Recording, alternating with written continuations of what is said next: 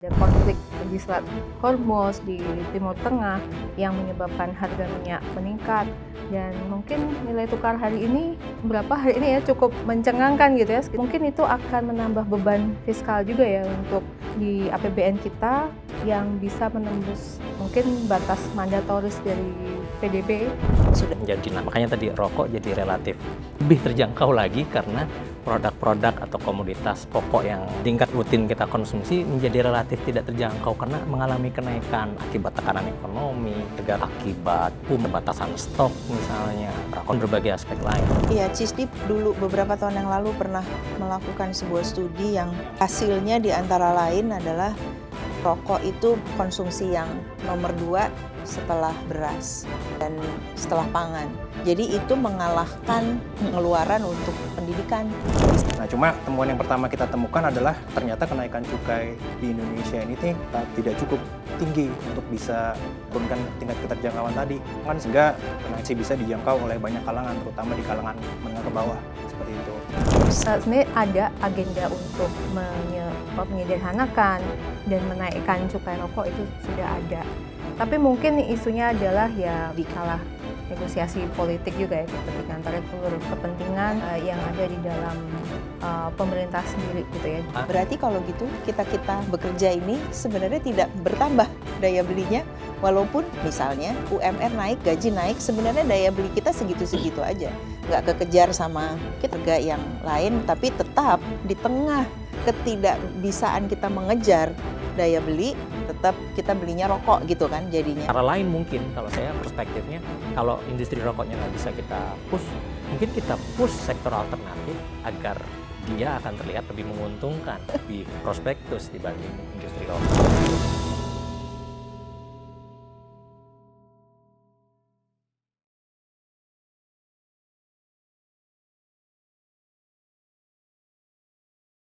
Halo teman CISDI, selamat datang kembali di Siniar CISDI Setara Talks. Seperti biasanya, saya Dia Satyani Saminarsi hadir ditemani oleh beberapa narasumber khusus untuk membahas topik tertentu yang kami harapkan bisa menggugah, memberi inspirasi dan menggerakkan teman-teman sekalian untuk terjun ke dalam komunitas dan ke dalam gerakan-gerakan yang membangun kesehatan masyarakat. Khusus untuk episode kali ini, saya akan ditemani oleh 3 narasumber yang amat sangat ahli di bidangnya, dan kami akan membahas tentang pengendalian rokok, khususnya untuk cukai rokok. Beban ekonomi yang terus meningkat selama beberapa waktu terakhir sebenarnya juga berbanding dengan risikonya terhadap kesehatan, karena dengan beban ekonomi yang meningkat, tekanan mental dan lain sebagainya, ada banyak cara-cara tidak sehat yang masih menjadi isu yang belum tertangani dengan baik hingga saat ini, dan itu adalah pengendalian rokok.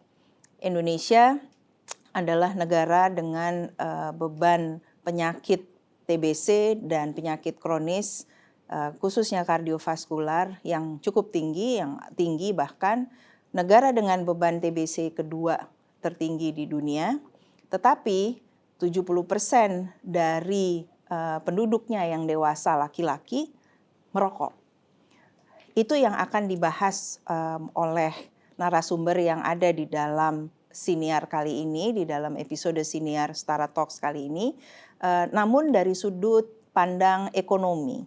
Bagaimana sebenarnya pilihan-pilihan terhadap ekonomi sempit atau leganya ruang fiskal itu mempengaruhi harga rokok, yang kalau harganya mahal, itu dengan sendirinya akan menekan konsumsi.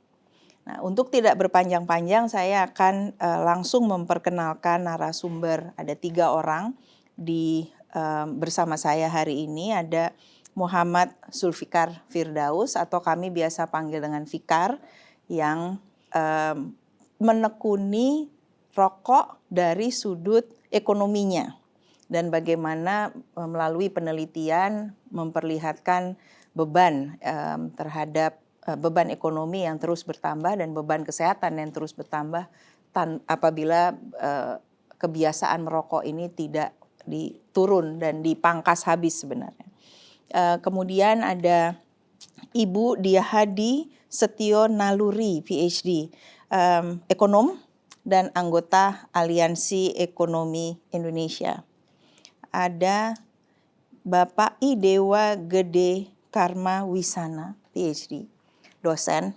Tapi kita nggak lagi ujian Pak sekarang, kita lagi ngobrol-ngobrol santai yang selalu bisa menjelaskan hal-hal yang berhubungan dengan cukai rokok itu dengan amat lugas, tapi amat mudah diterima dan dicerna oleh publik. Jadi Pak Dewa dengan CISDI beberapa lama ini meneliti soal cukai rokok yang akan kita bahas.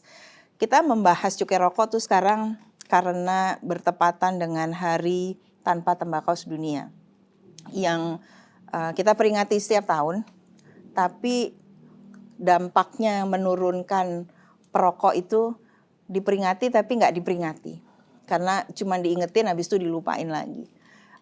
Dan bahkan kita makin bertambah terus ya jumlah perokoknya.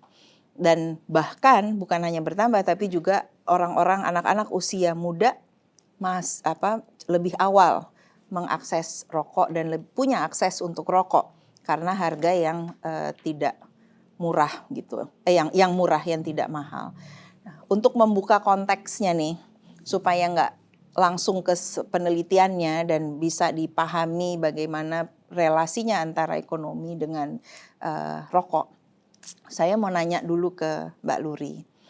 Mbak Luri ini banyak membawa data-data yang berhubungan dengan beban ekonomi, dengan sempit leganya ruang fiskal, dan apa tren yang ada sekarang dari data yang ada, BPS dan lain sebagainya.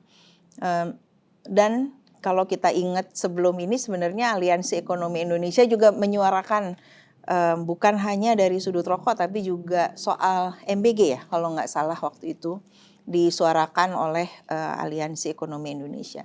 Mbak Luri, untuk membuka pembicaraan kita sekarang, bolehkah kami ini dijelaskan mengenai horizon ekonomi, ruang fiskal yang tersedia dan kenapa Indonesia perlu memperhatikan ini?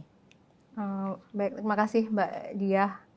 Jadi mungkin dari perspektifnya Aliansi Ekonomi Indonesia jadi saya ikut menandatangani yang 7 desakan darurat ekonomi tahun lalu.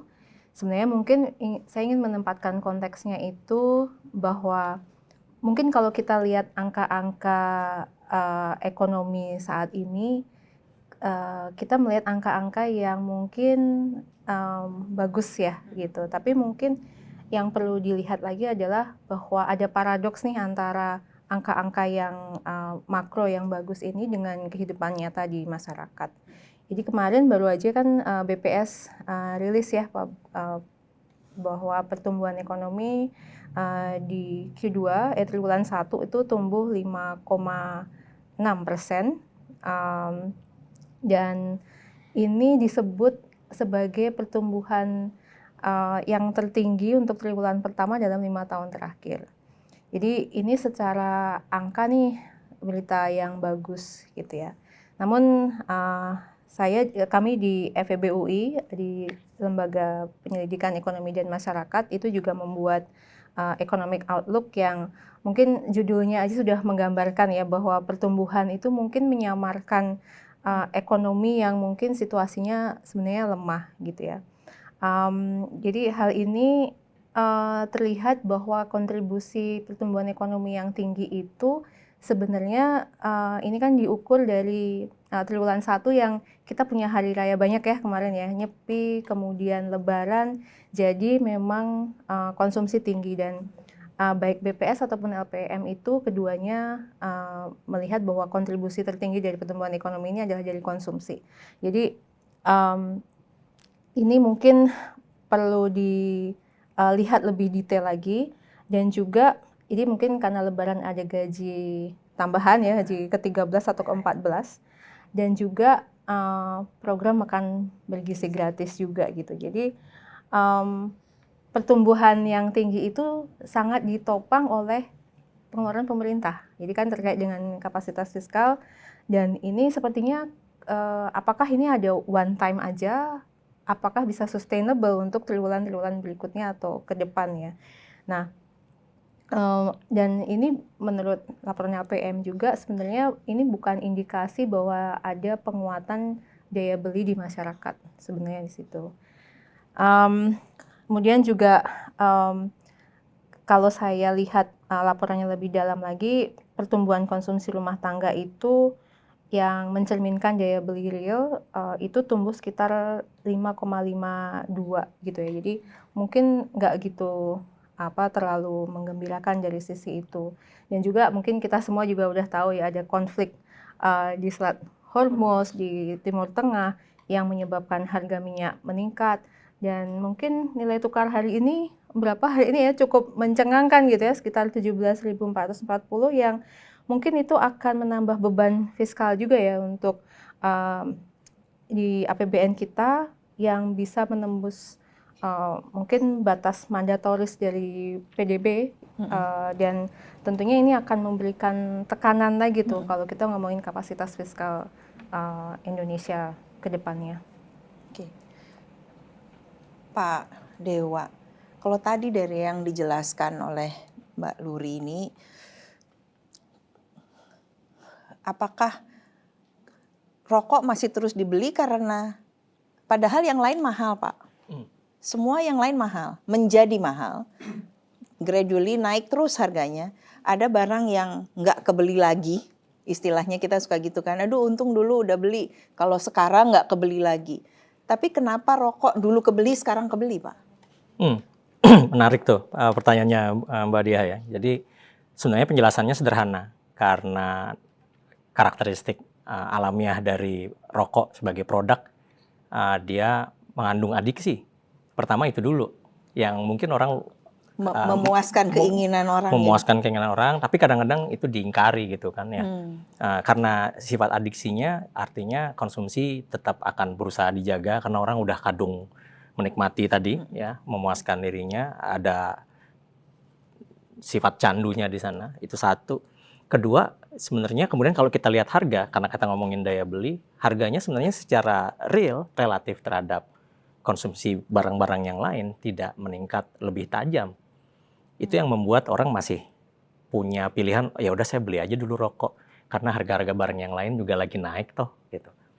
Mungkin analoginya secara sederhana seperti itu bisa kita lihatnya. Jadi sekali lagi, karena memang ada upaya untuk terus memuaskan kebutuhan untuk mengkonsumsi rokok tersebut, itu di satu sisi. Di sisi lain harga rokoknya relatif terhadap pendapatan secara real, terhadap harga barang-barang lain yang tadi Bu Ruri bilang naik, rokok stuck di sana harganya, masih terjangkau. Nah bahasanya mungkin itu ya, dia masih relatif terjangkau dibanding produk-produk atau kebutuhan-kebutuhan pokok kita yang secara relatif sebenarnya suka atau tidak kita harus akui mulai ada tren naik ya. Terjangkau dan tidak terjangkau tuh sekarang mulai kelihatan batasnya ya. Betul, jadi makanya tadi rokok jadi relatif lebih terjangkau lagi karena produk-produk atau komoditas pokok yang rutin kita konsumsi menjadi relatif tidak terjangkau karena mengalami kenaikan akibat tekanan ekonomi, akibat keterbatasan stok misalnya, dan berbagai aspek lain. Tapi rokok, konsumsi rokoknya masih tetap bisa kita lakukan karena dia adiksi dan harganya secara relatif masih sangat terjangkau buat banyak orang, terutama para perokok. Oke. Tapi kenapa Pak di negara lain itu bisa diturunkan konsumsi rokok? Karena harusnya karakteristik atau behaviornya rokok sebagai produk ini kan sama di setiap negara. Dia mengandung adiksi, semua orang akan teradiksi yang merokok. Tapi apa yang menyebabkan orang yang tadinya membeli dengan harga terjangkau kemudian nggak jadi lagi gitu? Karena kan kita melihat tren penurunan di negara-negara lain yang orang sudah tidak lagi merokok, habitnya berubah. Karena apa itu dia bisa begitu kalau di negara lain berhasil? Kalau kita bandingkan dengan keberhasilan di negara lain, tentu penjelasannya yang paling sederhana adalah di negara-negara tersebut mereka berhasil meningkatkan harga rokok sedemikian sehingga mampu mengubah perilaku para konsumennya. studi kita yang terakhir yang kemarin baru aja diluncurkan kan kita melihat keterjangkauan ya harga rokok, dan juga itu kita lihat trennya baik untuk Indonesia sendiri, kemudian kita bandingkan dengan berbagai negara, di situ terlihat keterjangkauan rokok kita itu relatif stabil, artinya selalu mudah dijangkau, bahkan ada kecenderungan untuk turun. Sementara di negara-negara lain harga rokok itu cenderung meningkat. Dan tentu harga yang terus meningkat secara konsisten akhirnya akan mampu direspon atau mampu mengubah perilaku konsumsi masyarakat. Tentu akan di negara-negara tersebut ya melihat harga ini ya signifikan, keterjangkauannya mulai berkurang dan dia harus menurunkan konsumsi rokok. Sementara di Indonesia data yang kita punya itu menunjukkan ya tadi tidak terjadi penurunan. Ya keterjangkauannya masih tetap cukup tinggi, artinya orang masih mudah dan bisa membeli rokok dengan mudah, dan itu tidak mengubah sama sekali perilaku kita secara signifikan.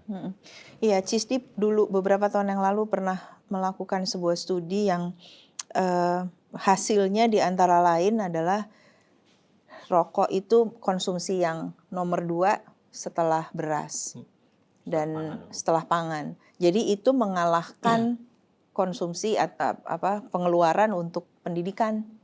Jadi malah rokok didahulukan dibandingkan pendidikan. Nah, CISDI banyak mengolah, Pak Dewa terlibat di beberapa di antaranya. Tapi kita sekarang mau lihat khususnya kepada yang baru diluncurkan ya, Fikar. Bersama dengan tim CISDI, Fikar, CISDI ini selalu memang berusaha untuk mengadvokasi cukai rokok. Karena kami melihat ya rokok salah satu toolsnya untuk menurunkan konsumsi adalah dengan meningkatkan cukainya. Boleh nggak Fikar jelaskan sedikit apa yang dikerjakan di dalam riset yang terakhir ini untuk cukai rokok? Oke, jadi yang pertama kita tadi ya bersama dengan Pak Dewa kita mengerjakan studi terkait keterjangkauan rokok. Jadi kita melihat tingkat keterjangkauan rokok di Indonesia ternyata stagnan gitu. Jadi kita mempertimbangkan tingkat daya beli juga gitu. Di samping juga dengan kenaikan harga rokok yang naik dari tahun ke tahun dengan cukai gitu ya. Nah, cuma temuan yang pertama kita temukan adalah ternyata kenaikan cukai di Indonesia ini tidak cukup tinggi untuk bisa menurunkan tingkat keterjangkauan tadi gitu. Sehingga masih bisa dijangkau oleh banyak kalangan, terutama di kalangan menengah ke bawah seperti itu. Nah, kemudian juga kita melihat sebenarnya kalau kita bicara teknis ya, sebenarnya rokok-rokok di masyarakat itu banyak sekali rokok-rokok murahnya gitu Mbak Dia. Jadi kalau kita bicara sedikit teknis, jadi struktur layer kita bilang ya, layer tarif cukai rokok di Indonesia itu sangat kompleks. Karena layer harganya kompleks. Layer harganya itu sangat kompleks. Jadi terakhir itu kita sejak tahun 2022 kita ada 8 layer. Itu jadi memang ada yang cukainya rendah sekali gitu ya. Itu biasanya untuk rokok-rokok yang dilinting pakai tangan. Nah, kemudian juga ada yang sudah naik secara signifikan dari tahun ke tahun. Nah, kita lihat memang untuk rokok-rokok murah ini sebenarnya yang jadi penyebab gitu ya, tingkat keterjangkauan rokok di Indonesia itu tetap stagnan seperti itu kurang lebih. Idealnya sebenarnya Fikar berarti harganya nggak boleh kayak sekarang, atau apakah industri rokok itu memang begitu banyak layernya, ada yang pakai cukai, memang lapor resmi, ada yang enggak gitu ya. Dan itu yang harus disimplifikasi atau disederhanakan. Betul. Ya mungkin kalau kita ulur sedikit-sedikit, satu yang pertama adalah tarifnya ya. Kenaikan tarifnya itu sangat kecil dari tahun ke tahun. Sehingga kalau kita tarik datanya ke belakang kan sebenarnya rata-rata kenaikan pertumbuhan Indonesia kan 5%-an lah ya, kurang lebih dalam beberapa tahun terakhir. Nah itu sedangkan harga rokok itu dia kenaikan tarifnya tidak bisa mengimbangi gitu. Jadi kita kalah dengan dengan tadi tingkat pertumbuhan daya beli masyarakat, itu yang pertama.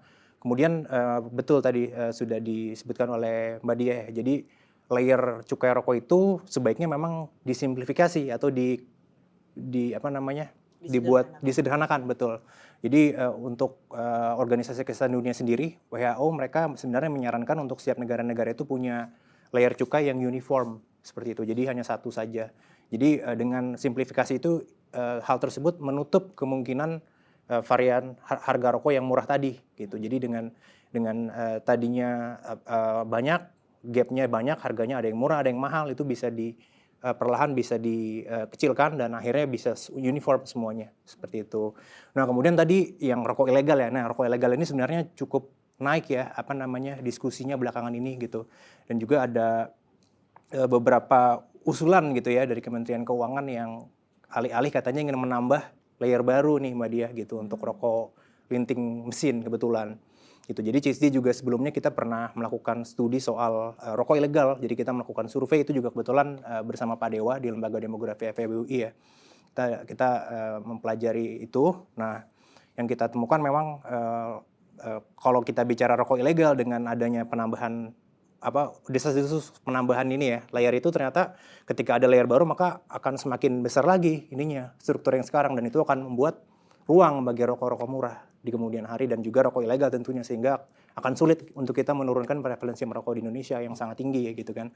Tadi kalau kita bicara pria dewasa 3 dari 5 laki-laki itu perokok gitu. Ya, Mbak Luri, kalau tadi dengar dari ini semua kan, sebenarnya kalau tadi kita kembali ke ruang fiskal yang sedikit, lalu kalau konsumsi atau growth itu ditunjang oleh konsumsi pemerintah, dan padahal sekarang pemerintah efisiensi, bukankah cukai itu win-win solution jadinya?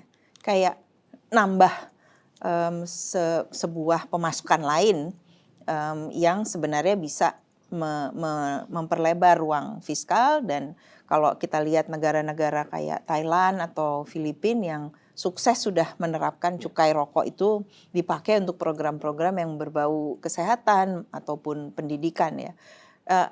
Tapi kenapa menurut Pak pengamat atau menurut para ekonom, apa kira-kira alasan yang membuat itu tidak dijadikan opsi?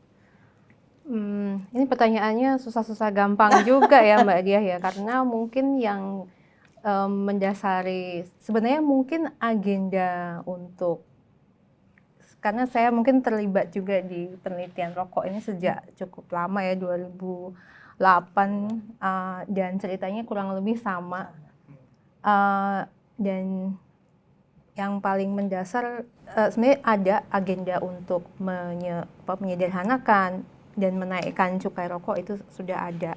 Tapi mungkin isunya adalah ya masalah negosiasi politik juga ya, kepentingan, tarik ulur kepentingan yang ada di dalam pemerintah sendiri gitu ya, dan juga mungkin lobby-lobby yang mungkin sampai sekarang masih cukup kuat begitu. Tapi rasanya dengan kondisi kesehatan seperti saat ini ya, pemerintah mungkin harus, dan juga mungkin ini ada program seperti MBG yang sebenarnya mengutamakan peningkatan sumber daya manusia ya, human capital.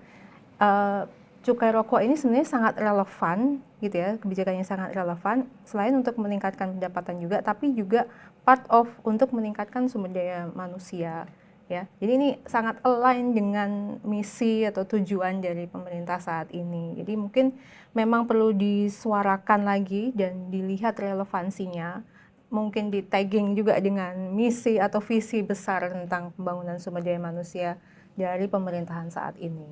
Oke. Nah, menarik bahwa Mbak Luri memberikan pandangan tentang human capital sebagai yang harusnya menjadi anchor. Tapi human capital itu yang juga dijadikan atau selama ini menjadi alasan kenapa perlu lapangan kerja yang banyak, kenapa perlu ada petani tembakau masih harus, padahal kita inginnya mereka transisi ke tempat lapangan pekerjaan yang lain atau crops yang lain ya, agriculture products yang lain. Nah, Pak Dewa dalam pengalaman selama ini melihat hal tersebut, Pak, sebenarnya apa sih argumen yang tepat untuk bilang bahwa kalau kata saya human capital itu tidak menjadi capital kalau dia tidak sehat. Tapi kan saya orang kesehatan ya dari sisi public health-nya. Kalau dari argumen dari sudut ekonominya tuh sebenarnya apa, Pak? Kenapa argumen itu selalu menang? Argumen bahwa perlu lapangan kerja, perlu petani yang berada di sana. Kenapa argumen tersebut selalu seolah-olah menjadi lebih kuat dibandingkan argumen soal human capital tidak akan menjadi capital apabila dia tidak memang sehat dan bisa berguna, bermanfaat seperti capital yang lain. Ya mungkin lebih ke arah memang kalau agenda kebijakan ekonomi selalu dibawa narasinya itu adalah trade off atau mana sih yang mau coba kita jaga sambil meminimalisir resikonya. Biasanya ibarat kalau ini ada debat gitu ya, isu kesehatan selalu bisa dianggap nanti gitu ya, karena ada prioritas yang di depan sering digadang-gadang tadi didorong isu soal kesempatan kerja. Kemudian di sektor pertanian, para petani ini juga kaitannya dengan pekerjaan. Jadi itu yang kemudian selalu didorong dan dibawa, apalagi kemudian jangan lupa juga kita harus akui industri-industri rokok atau di mana produsen ini berada serta para petani itu terkonsentrasi di 1-2 wilayah tertentu yang menjadi sentra ya, sentra tembakau.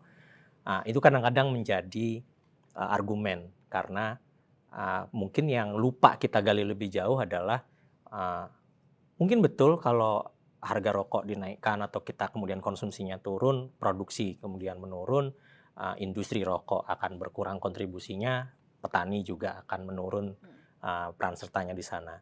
Tapi tadi kalau kita berhenti di situ, iya itu kan skenario zero istilahnya ya, baseline. Artinya kita nggak melakukan apa-apa.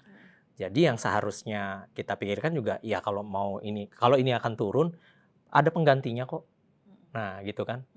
Pengalaman di banyak negara yang berhasil menekan konsumsi rokok dan kemudian tentu berdampak ke penurunan produksi industri tembakaunya serta para petaniannya, mereka berhasil mengganti. Artinya kan nggak berhenti berpikirnya di sana bahwa kalau harga rokok meningkat, konsumsi kemudian turun, industri rokok terdampak, petani tembakau terdampak, ya kita alihkan, kita transisi mereka ke sektor lain yang jauh lebih produktif, ya kan, jauh lebih menguntungkan dan mungkin bahkan jauh lebih sustainable, jauh lebih berkelanjutan dibanding para petani tembakau misalnya yang sangat rentan sekarang dengan perubahan iklim, sensitif dengan harga bahan baku yang mungkin dikontrol sebagian oleh industri, kena daun tembakau import juga. Artinya petani Indonesia sebenarnya nggak selalu diuntungkan. Ya, saya kalau boleh kita coba nanti kita pertegas lagi, nggak selalu petani tembakau itu diuntungkan karena tadi ada tembakau import dan juga sebenarnya ada komoditas-komoditas pertanian lain yang jauh lebih menguntungkan. Artinya kita bisa mentransisi ke sana. Memang perlu waktu. Artinya kan kita perlu geser fokusnya ke sana. Industri juga sama. Industri tembakau bukan berarti nggak ada alternatifnya. Seperti tadi saya singgung, ada beberapa negara di Eropa Timur yang berhasil tuh menutup industri tembakaunya. Bahkan dia kemudian mengubah kota itu yang tadinya sangat bergantung ke industri tembakau jadi jauh lebih menguntungkan, jauh lebih potensial ekonominya dan masyarakatnya semakin sejahtera. Poin saya sekali lagi ada alternatifnya. Cuma kita biasanya enggan nih untuk mencoba alternatif ini. Ruang-ruang diskusi dan tadi lobby-lobby untuk mencari sektor-sektor alternatifnya biasanya ditutup lewat argumen bahwa ya ini mereka akan hilang, industri ini akan tutup, akhirnya akan tercipta pengangguran. Ini ya tadi human capital dalam artian employment terdampak. Ya kalau kita nggak ngapa-ngapain, yes akan terdampak.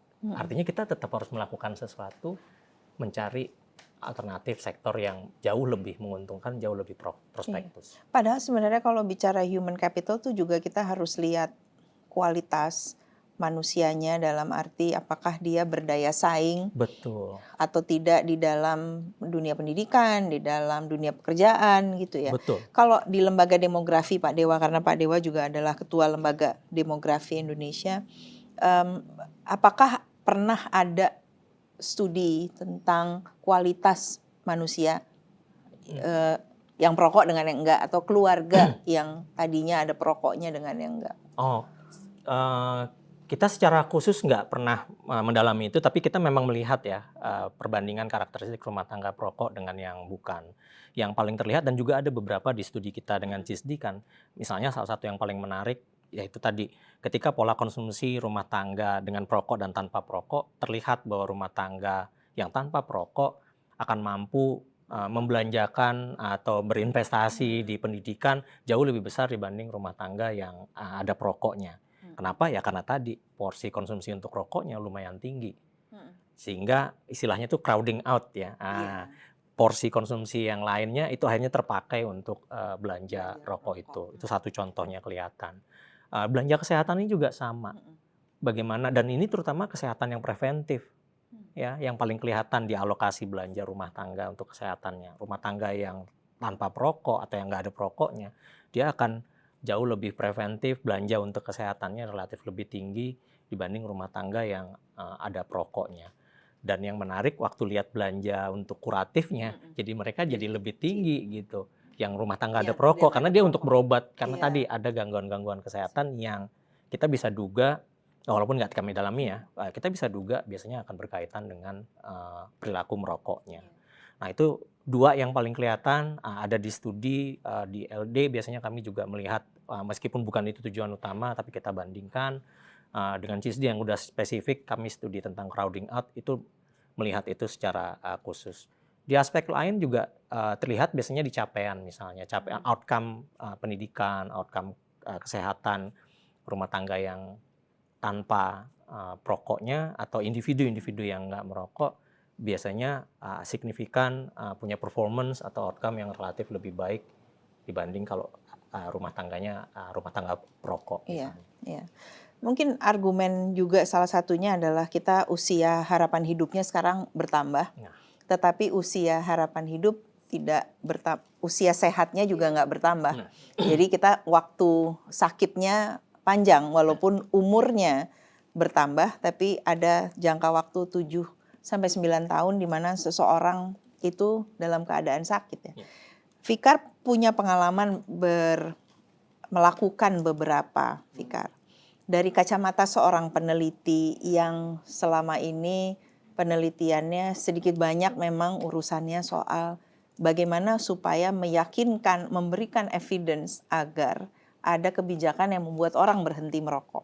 Dari segitu banyak studi yang Fikar pernah terlibat, apa kira-kira yang paling buat Fikar itu, wah ini sesuatu yang harusnya kita bisa olah lebih dalam dengan mitra-mitra para peneliti lain dan dari sudut pandang yang tidak 100% kesehatan tapi lebih dieksplor dari sudut pandang ekonominya.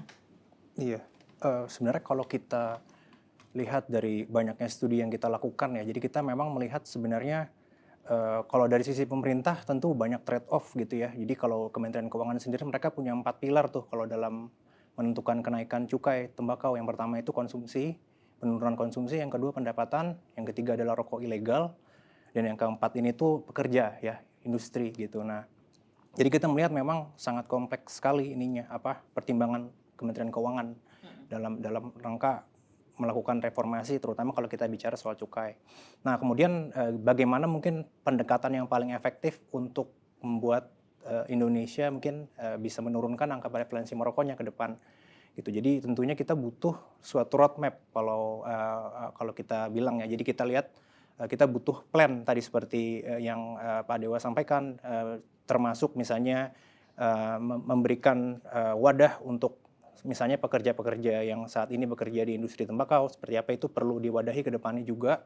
Kemudian juga tentunya kita kalau bicara soal intervensi, memang banyak studi menunjukkan bahwa harga adalah faktor yang paling terpenting gitu. Di samping tentunya misalnya kayak peer effect teman-teman gitu ya. Jadi kalau misalnya di sekolah itu satu orang ngerokok, teman-temannya, maksudnya ada orang ngerokok, biasanya teman-teman yang ngerokok semua, itu membuat orang ngerokok gitu ya.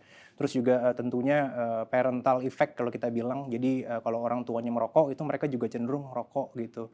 Terus juga kita lihat pembatasan pemasaran biasanya ya. Jadi kita sama-sama tahu juga Mbak Dia sendiri kan tentu sudah aktif di bidang TC lama banget mungkin Mbak Dia ya gitu. 15-20 tahun kali gitu ya. Jadi kalau dulu itu mungkin masalah pembatasan pemasarannya itu sebenarnya yang sangat ditentang oleh para aktivis kan gitu. Maksudnya didorong bukan marketingnya itu yang perlu dibatasi sebenarnya. Jadi kita butuh suatu pendekatan komprehensif sebenarnya gitu Mbak Dia. Tidak hanya cukai gitu kira-kira. Makasih Fikar.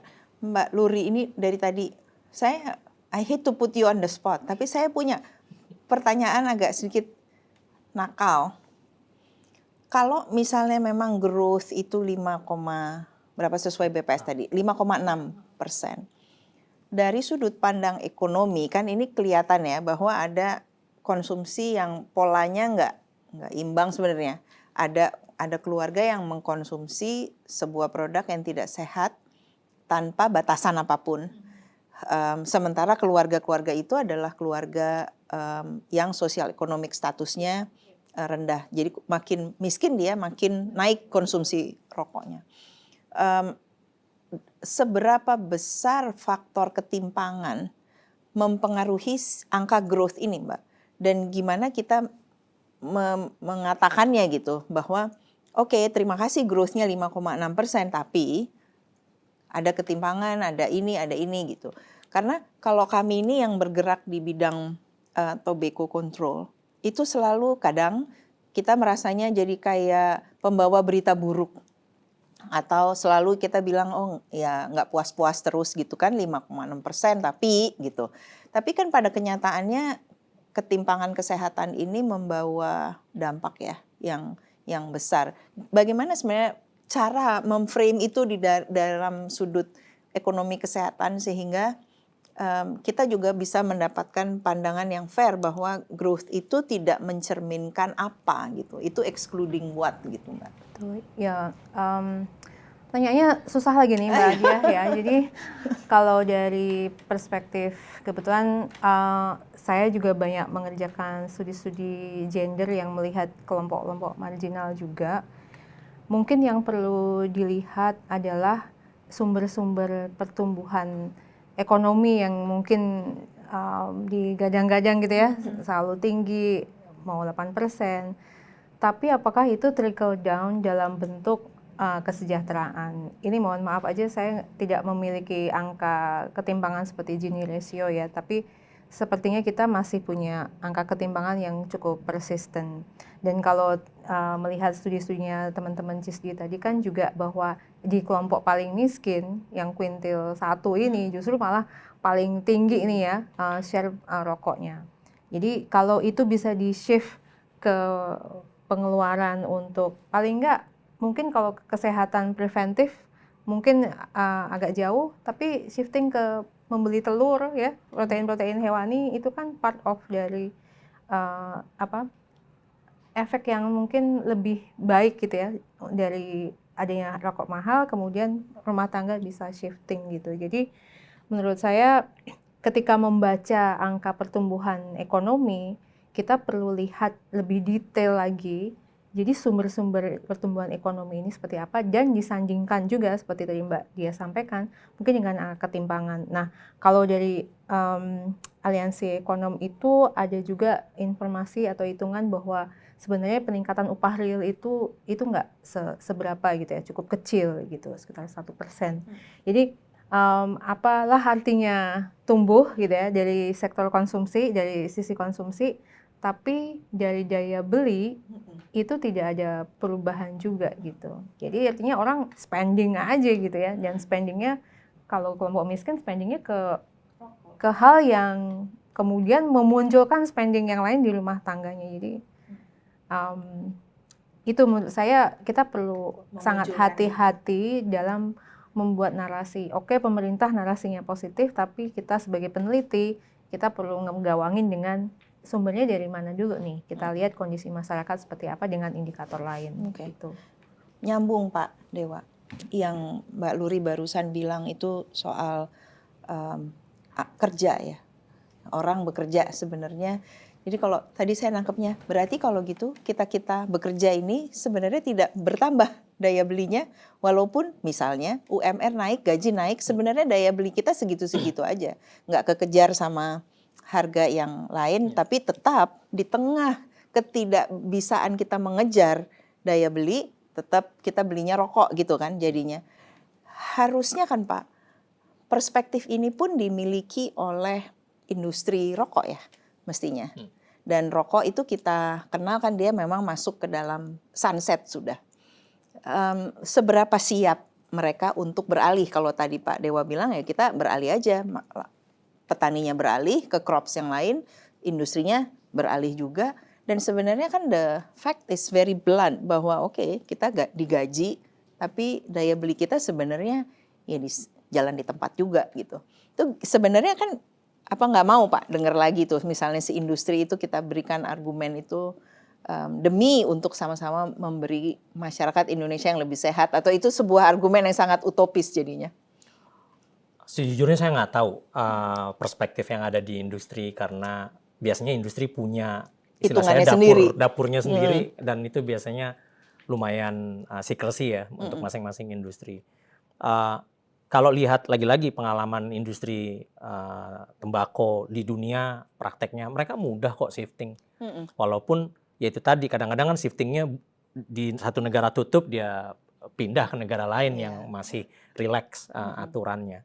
Tapi artinya dengan sejumlah besar keuntungan yang mereka dapat dari keberhasilan mereka menjual ya produk yang mampu menghasilkan adiksi, mereka punya cukup sumber daya untuk beralih sebenarnya, untuk pindah. Jadi itu kan naif aja ya kita ngelihatnya, karena tadi nggak mungkin mereka nggak punya kapasitas itu. Dan artinya mereka juga sebenarnya punya ruang untuk beralih ke industri lain yang mungkin lebih bersahabat gitu bagi kesehatan. Tapi kembali kita nggak tahu sejujurnya, saya pribadi nggak tahu motif di belakang itu. Tapi lagi-lagi seperti yang tadi Fikar sampaikan, roadmap ini sebenarnya bisa memberi ruang untuk kita bisa menekan agar upaya itu ada, satu. Dan juga kemudian cara lain mungkin kalau saya perspektifnya, kalau industri rokoknya nggak bisa kita push, mungkin kita push sektor alternatif agar dia akan terlihat lebih menguntungkan, lebih prospektus dibanding industri rokok. Betul, industri rokok udah sunset. Di banyak negara, bahkan di negara-negara maju yang berhasil membuat industri rokok besar kan sekarang udah fade out, udah sunset tadi, udah hilang. Makanya mereka pindah ke negara-negara yang masih relax regulasi kesehatannya. Nah, tapi tadi artinya punya kok ruang itu. Cuma mungkin cara kita berargumen dari sisi kebijakannya, kalau industri rokoknya memang tadi dapurnya kita nggak tahu, saya berpikirnya kita coba tawarkan industri-industri alternatif yang harusnya jauh lebih menguntungkan, jauh lebih sustainable, berkelanjutan, dan akan mampu meningkatkan tadi kesejahteraan, pendapatan masyarakat yang jauh lebih pasti tanpa mengorbankan kondisi kesehatan. Kita pernah ya melakukan studi soal cukai, seberapa besar cukai harusnya Indonesia bisa naik. Tadi Fikar bilang 5% baru naik.